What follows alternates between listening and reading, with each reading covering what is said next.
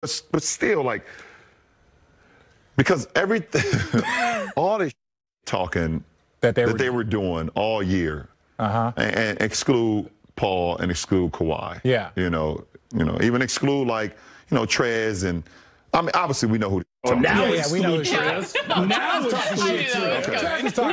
Trez might have said a little bit because he was a part of that crew. Yeah, he part of the energy. He like no disrespect to Trez, but he kind of like Tristan. He gonna follow. Yeah, he rolling. He gonna roll. Yeah, exactly. Jesus talking and that's trash, why he loyal. Tristan, he's a loyal guy. And Tristan's a loyal guy. Like if he believe in you, he gonna rock with you. So, and they put themselves in a position to get what they've been talking about all year. And I just couldn't fathom the part or come to realization that they did not seek that opportunity when it was right there. Yeah, up 3-1, up double digits every game. And just seeing the team that they had, they was built for that. I believe they was coached for that. I believe. Obviously, they got our championship head coach on their bench and T. Lue. I just did not see them losing, just like everybody else in the basketball sports world did not see them losing that series. Besides one of my favorite coaches, Mike Malone, and his group. Yeah, Mike Malone is my guy. I mean, I spent I believe 5 years with him in Cleveland. It's one of the guys I love the most. And you ever relationship with Kroenke? Josh Kroenke? Yeah, Josh Kroenke is my guy. Shout out Josh Kroenke. Shout out Josh. Shout out your Rams. Love you guys. Love you, man. I can't wait to get to that new stadium.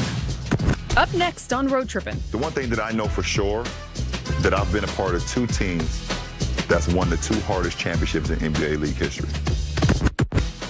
The shock was when it happened, and like I had only been there a short amount of time because I got there right before the conference finals were about to start. So I'd only gotten out of quarantine for like 2 or 3 days.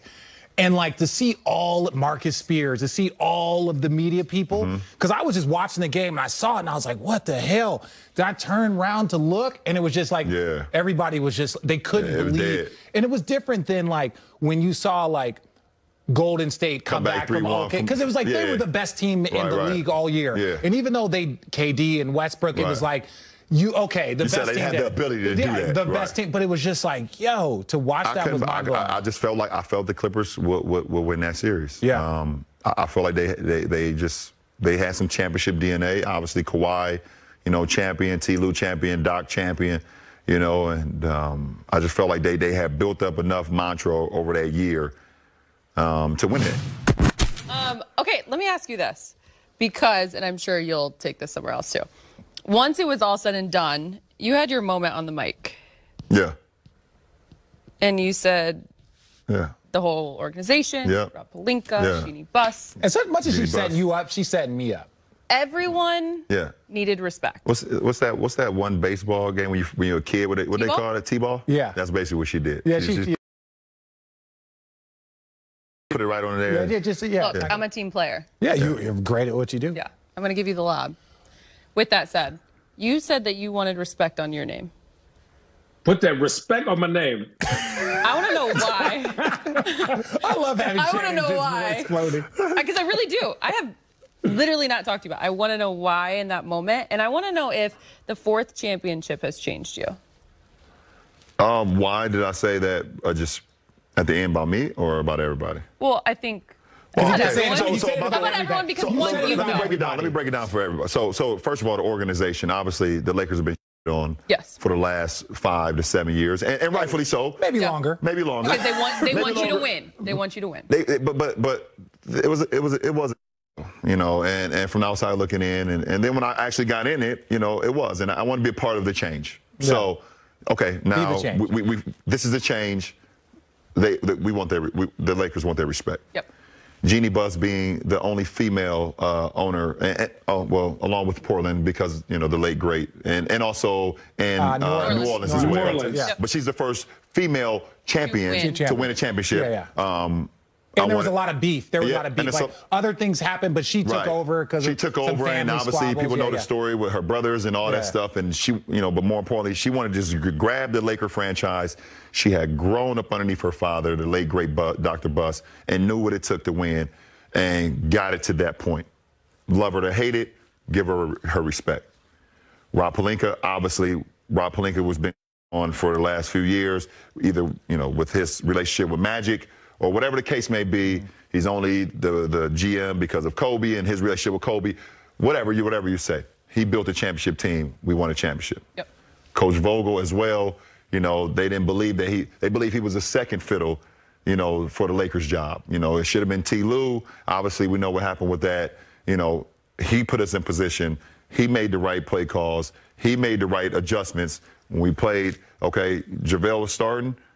Okay, we played this team. Okay, well, I need Dwight in here. Mm-hmm. Okay, you're starting. I need Keith in this series. AD, in the Houston series, five. AD, you're playing in the five. Houston Suck series, it up. JaVale, Dwight, this is not the series for you. Keith, AD, you guys got to dominate the interior. Yeah. You know, AC, now you're going to have to start. You know, in the finals, AC, I need you to start at one of the guards. Mm-hmm. He made those adjustments. He won a championship. And for me personally, after all that I've accomplished still in this league, there's still conversation of like doubt. And I can hear and I see it. And I see it on my feed every time I post something with this jackass across from me. I just do it to motivate you. No, and I love it. I love you too. Just from people that really, that the basketball world, because it's the people on TV and there's writers that write, that people in the basketball world really listen to. Mm-hmm.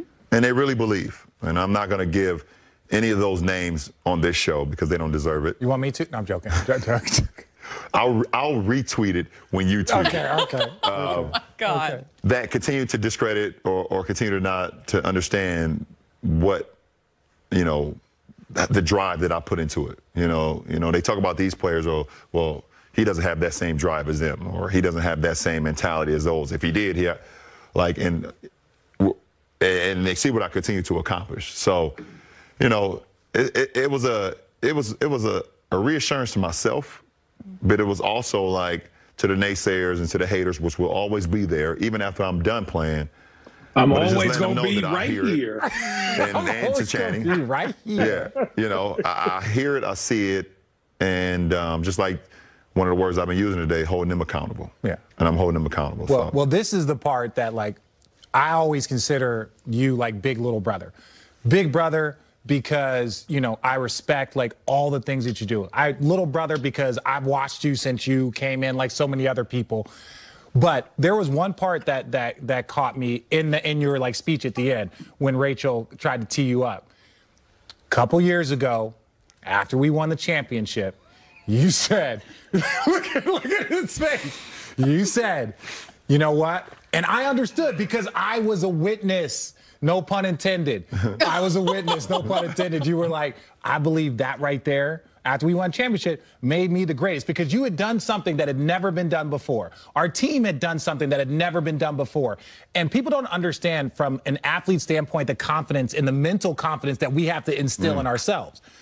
And so I watched it and I was like, kind of like, not the Channing Jordan, it wasn't that, but I was like, ooh, our guy's got a lot of haters that are going to use this against him.